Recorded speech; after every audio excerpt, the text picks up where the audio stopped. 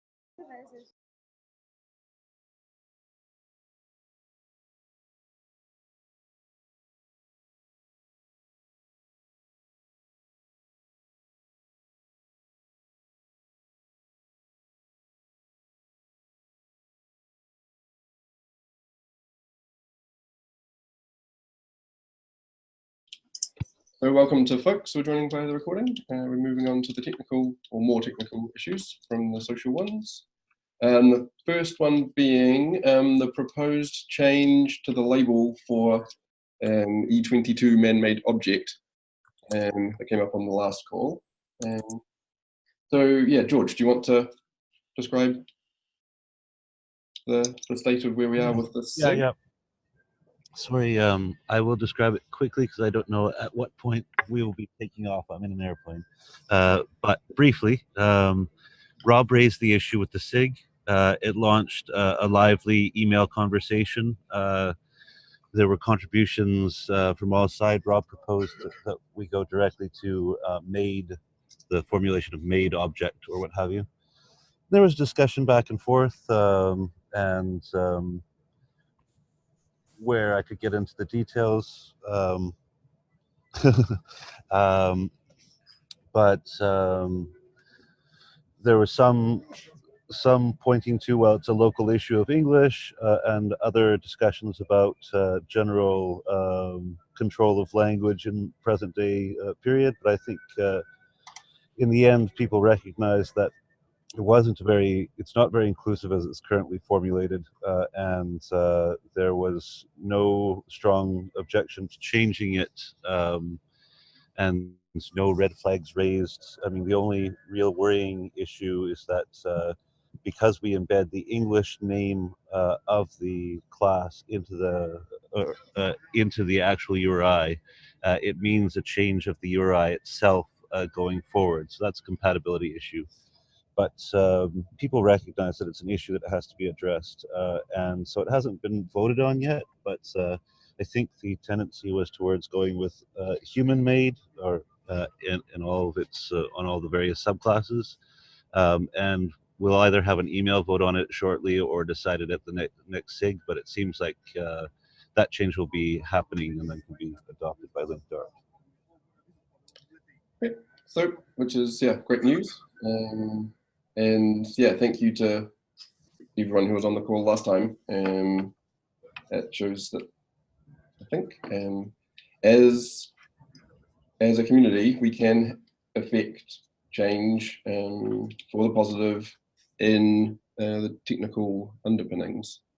So it's a nice reaction. As George says, it wasn't completely unanimous. There was a few people who didn't want to change it, as George says, mostly because of the effects on the RDF level ontology rather than just changing a name somewhere in a Word document. But there's precedent for that in very recent history of renaming collection to curated holding. So there is certainly a less compelling precedent that we can draw on for that particular complaint. So given that, I think we should probably wait until that vote happens and then update the ontology and context. So that, which, as George says, will be hopefully soon by email, or at worst case in person in June, which is only sort of 6 weeks away anyway. So we can, in the meantime, get ready for changing man-made over to human-made. Any questions or comments on that one? It was a good example of bottom-up. Worked fine. Yep.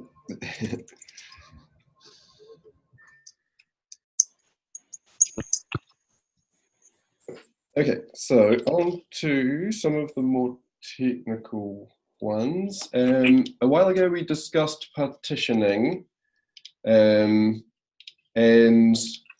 there are a couple of open issues that I think at this point we can just close. So issue 84 is about the use of features, human-made features, or as parts, or human-made objects as parts. And the general consensus was that the cost of using features outweighed the gain, and for most of us, it's mostly impossible to know when to use feature and when to use human-made object. So we should just stick with the simpler case because it solves the problems sufficiently without introducing complexity. So unless there's any strong objections, the proposal then is to close issue 84, which is the main one around that, and then relatedly issue 185, which is to always partition the artwork part of the object out into its own separate bit, that we can not do that because it doesn't solve the 95% case, and that's our target zone. We can't really, again, we normally don't have enough information in our systems to get to this level of very explicit modeling of saying that artwork is a particular oval area within a painted on a particular canvas that has this shape, and the frame is hexagonal, say, or rectangular, and hence where it's good enough just to say that the canvas is made of oil and the support is made of canvas, and the entire thing is oil on canvas.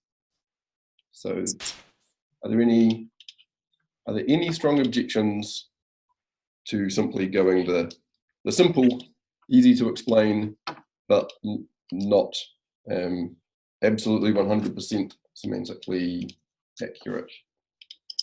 I have a question, and this is a simpler question. This is about the human-made feature. So are you suggesting then just to use, I'm thinking of the example of, say, petroglyphs or something, where you're talking about petroglyphs on a rock, and that's the sense that I would think of using in the CRM, the expression human-made feature. So we're not saying we can't do that if need be using the model, or are we just going to not use human-made feature at all and just say that that's still a human-made object? Right. Yes. The use of feature in that particular case for cave drawings as the easy one, where there isn't, where the support essentially is not human-made. It is simply not a subjective. It is a subjectively defined region on the Earth. No, I don't think we are talking about that. We are talking about relatively modern, so not objects and the bits of objects, as opposed to well, the support, it would be a geological. Yes. Yeah. So or something, and then a human-made feature on that. Right. Okay. Yeah. All right. Well, I don't want to get sidetracked. We can talk about that offline. Okay. Yep. No, that is definitely the case. So we're not saying we will never use man-made feature at all. Just that we are not going to use it for partitioning of otherwise human-made objects. Okay. Great. Thanks. Okay. I guess I have a sort of, let me register a slight worry. Based on experience on a number of other sort of occasions in designing ontologies and so forth, my worry is that any decision to take the easy but not strictly correct route on just about anything will come back and bite you in the ass later, unless there's some easy way provided to sort of slide between the easy but incorrect way and a more correct way. So you can say, I really meant the more correct way of doing it. Does this group's plans have any provision for doing that, i.e. taking a simple description and then under pressure circumstances saying, but it really can be described as the other more complicated way in some perhaps mechanical transition? Yeah, and I think the way that we would manage that would be to assign appropriate vocabulary types to the parts. So, for example, in issue 84, there's the image of 29 days ago. The book has a part which is the cover, has a part which is the center. Thank you to Vanessa. Versus the book bears a feature, which is the cover, which has a section, which is a place which holds the center, which is again back to being an object. So the transition would be that the cover gets expanded from being a human-made object. I'll train myself to say it correctly. A human-made object to being a feature that has a section of a place that holds the thing. And if there's a has type, classified as relationship on the E22 that is the cover, the human-made object that is the cover, then a migration could go through, or a enrichment process could go through and find all of the things that are tagged as being covers that contain things and map them out to being a feature with a place. Okay, that sounds elegant, but I think it's going to be important to keep track of those you might call legal enrichment strategies, and because some of them are going to be more plausible than others, or less controversial than others. Anyway, just a side comment, really. Go ahead, guys. Yep. No, it's a very important comment. So just to clarify a little bit, one of the principles of the design work is that we should keep everything as simple as possible. And it's of course, as possible is always where the monkey lies. That if there isn't data that supports the more complicated version, and there isn't two institutions that have that data, that's sort of our benchmark for when we can, when as possible can be more complicated. And yeah, in these issues, we didn't hear anyone saying that they really had sufficiently good data to handle it. So it would be really adding complexity for the sake of complexity. No, I understand the methodology, and yeah, that sounds good. I agree. Mm-hmm. Right, and yeah, this is always still a work in progress. If it turns out later that we have to revisit this decision, then we revisit the decision. Okay, any other questions or comments or similar? Otherwise, we can move on to talking about the highly subjective notion of color.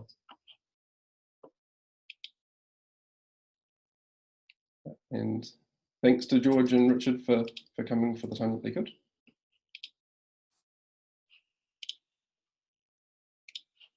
All right, so issue 191 is the next one. This came up quite a long time ago. Well, it came up last October, but at the face-to-face meeting here at the Getty a couple months back, it also came up then. So we've pushed it up the stack. The question is how to model color, which is something that I believe many of us have at least some information about. So there is sort of two degrees, two levels of precision. Some systems have white, or red, or green, or ochre as a category, and some that are sort of more computed from digitized images, and the collection records are enriched with that additional automated knowledge, can have much more specific colors, such as maybe it's not absolutely white, it could be RGB, FE. So very, very close to white, and any human would probably say, well, that's white, but a machine can say, no, it's not really white, it's very, very, very, very close to white, but not quite. So one way, the it's white route leads us to categorization via classified as. So it's this object is classified as being white, or it's classified as being red. The other way, where there's more explicit information, leads to dimension, where the whiteness is a value. So it would have a dimension which was somehow RGB, and the value would be FE, FE, FE. Or that turned into a number, seeing as there's dimensions only take numbers.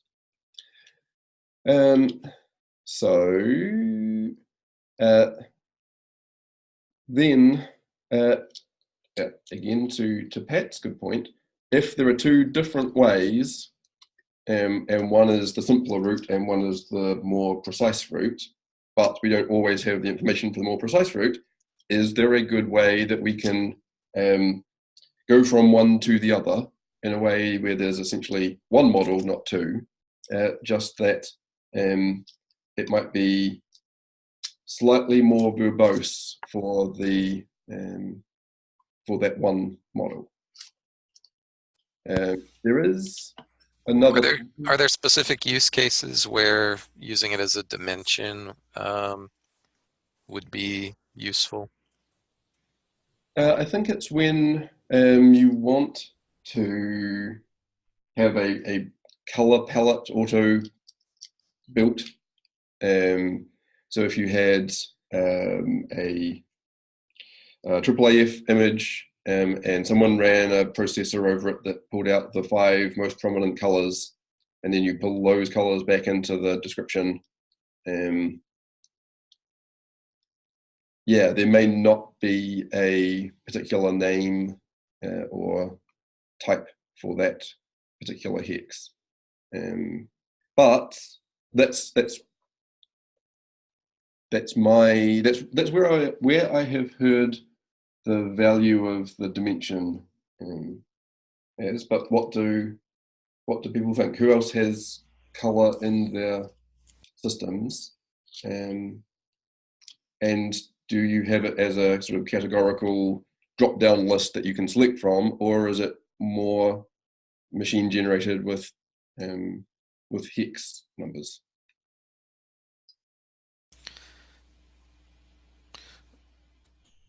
We don't use it, but I can imagine there being a great divergence of approaches for handling this. And so recording it as a dimension might lead to some either inconsistencies or insufficiencies in the model, depending on the kind of analysis that would be done to determine the color or colors of the object. And it's maybe not even necessarily about the object as it is about the imagery taken of the object, because under different lighting conditions, it's going to be a different color. Yep. And Dan, you said in chat that you use hex codes.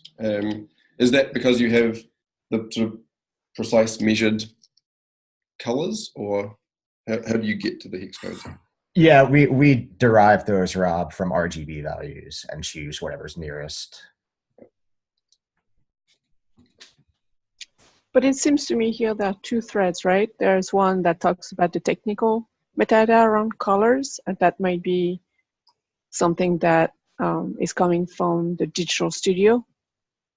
And then there's the other thread, which is more on the descriptive metadata side, where catalogers might note the prominent color of an abstract painting and say, that's red. And in our case, at least, they will try and find those colors in the AAT. But so, yeah, we, as much as possible, will try and link back to the AAT for color names. But that's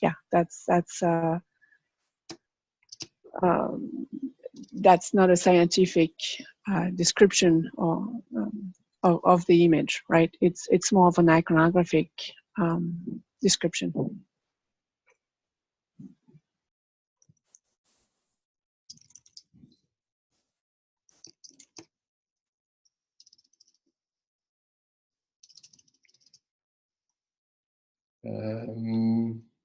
Adam, you have information in the digitization, but not in the Yeah, just that tends to be much more technical information in terms of, you know, it might start with color bars in in an image or something like that next to the resource. What exactly happens to it is I actually don't know that very well. We have multiple units that do nothing but digitization here, some in mass, some, you know, in how do I put it, in kind of more careful ways, in the sense that, you know, one-off kinds of digitizations. All of them produce some kind of color metadata, pretty much. Where it goes and, you know, how accessible it is a little hard to say, just because it varies. It is not, by and large, going to end up in the same kinds of TMS-like CISs from which we're deriving most of the kinds of metadata that are of interest here. So I'm basically saying, like, I know that data is out there in the Smithsonian somewhere, but how easy it would be to aggregate back to the records that we're starting with is an open question. For me, how worth it would be to pursue that depends on sort of the opposite, or the dual, of the question you asked at the beginning of this conversation, Rob. You asked about what people have and what people are doing with the information they have recorded. I tend to think about this more in terms of what would we like to be able to do, what would be useful to show people, for people to present as behavior, you know, for their resources. And I don't have any answers at all for that. So, but, you know, that's what determines for me just how worth it is to go to many different units that might have this information and try to get it out into some form that we can put into Linked.art use cases, basically. And I'm guessing they must be out there. I mean, color does seem to be kind of important as far as art goes. It's kind of connected in some way or another. But, you know, exactly how we might use it, or how we might, you know, provide people with its use is, I don't think we talked about that yet. It would seem a little early. Yeah, that is a great point. How do people use color information currently, and how, if there was a aggregate collection across all of our collections, how would we want to use color in a way that would be good for research or our daily business? Well, I can just throw in that, you know, I have been using we have been using either just art and architecture, using a URI for a color, which, you know, I am curious and interested in. There are different ways. I think Pat asked, is there a Pantone vocabulary that of terms that could be used to get a little more precision?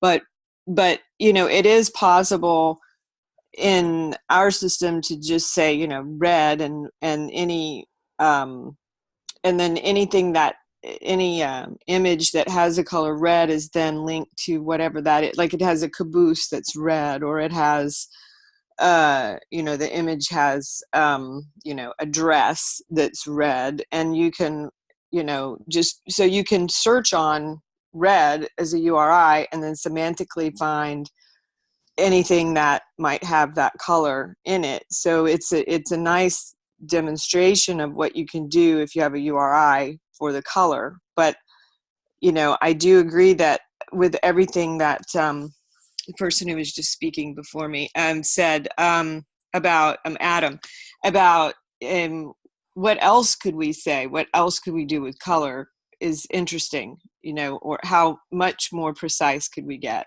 would be interesting.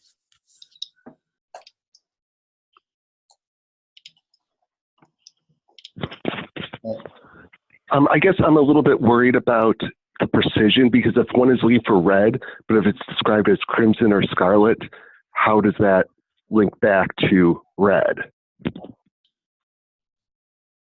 Question: is there a provision for that in art and architecture? So I don't know about that right now. If crimson links to red, like if it's a shade, you know, is there any kind of subclassing or anything in AAT? I haven't noticed that, but I haven't looked for that either. Yeah, there's certainly the hierarchy, but Yeah, where the Yes, crimson is crimson is under red. It's Ah. under variable red colors, which is under red. Great, thanks. Yeah. Then So in my system, we should be able to search for crimson and have it come up with red, so, or vice versa. I mean, there are some psychological issues here. The boundaries of things like red and blue and so forth are not well defined. I mean, they are not precisely located in the color space. The kind of centers of them are. Everybody recognizes the red, the main red, but post office red in the UK, fire engine red in the US. But where does red go to brown? You know, and no, people just don't agree. There's a lot of psychological data on this. And it can vary with lighting, it can vary with mood. So I think trying to get too much precision here might be a tactical error. Yeah, just an observation. Yep, that is a good point too. So in the notes document, I'm jumping ahead slightly because I'm noting the time. I put in some JSON LD. That could be one way to get both into a single model. So if we treat color as a dimension, but where the value and unit are optional if you don't have them, then that dimension is a color and the dimension is white.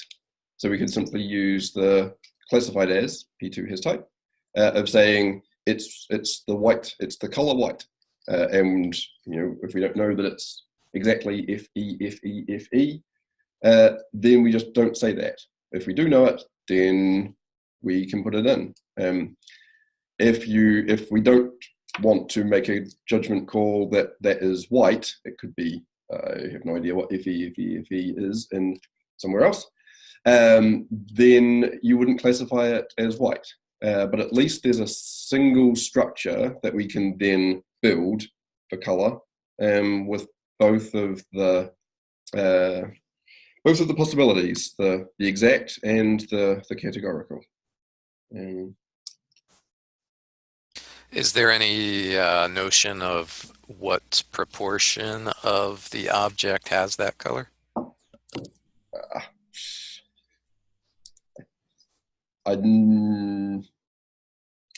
That is a question for curators, I think, of which we have some. Would anyone like to comment on that? How do people catalogue their colours in terms of the proportion of the colour of the object?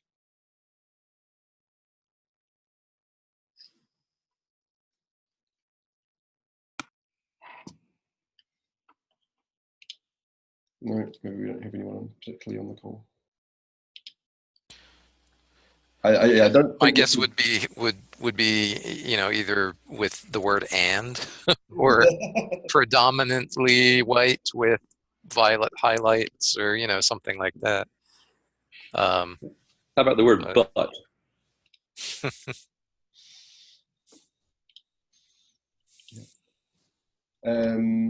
Yeah, I think we can probably be silent about exactly how much of a color needs to be present before it can be said to be a particular color.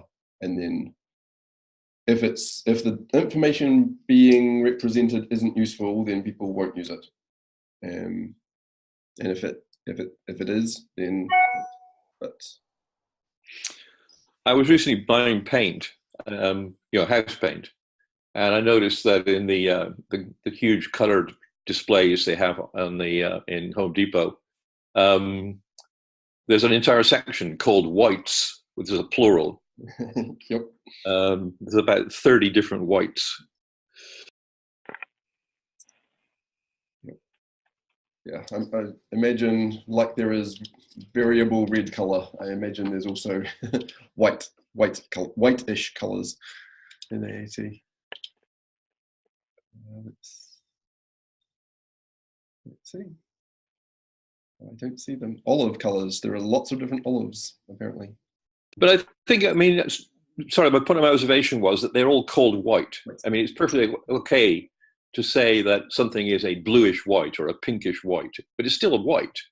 Yep. And which suggests that one can have a sort of a broad category for these colors, which have instances which are the precise categories, or subclasses, perhaps would be a better way of putting it. Which might be a good approach to putting them into a technical vocabulary. I'm sure other people have had the same thought. Yeah, the top of the AAT hierarchy for color, I'll put into the chat, splits up into chromatic, achromatic, perceived, different color systems, and so on. So this is something that we have quite a lot of vocabulary around, for sure.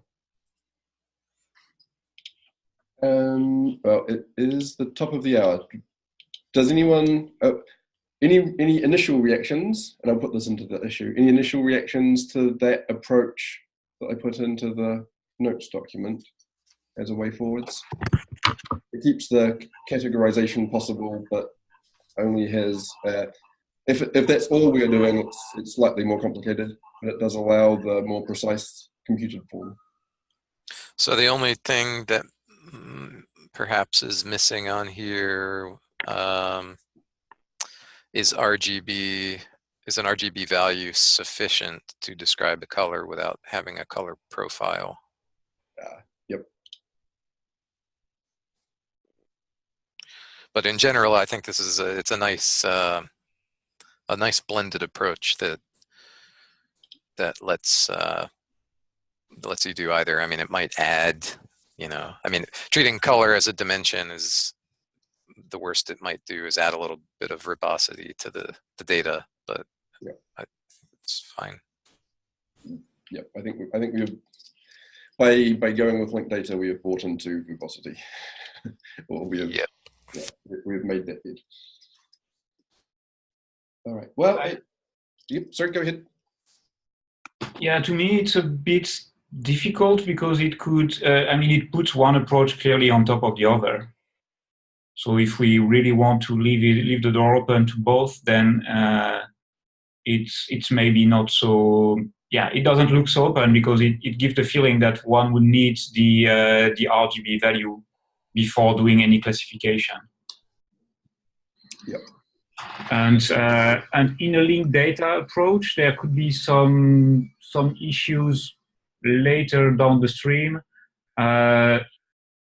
If an institution categorizes an RGB value with one color dimension, color concept, and another one would classify the same RGB value with another color concept, maybe a finer grained one.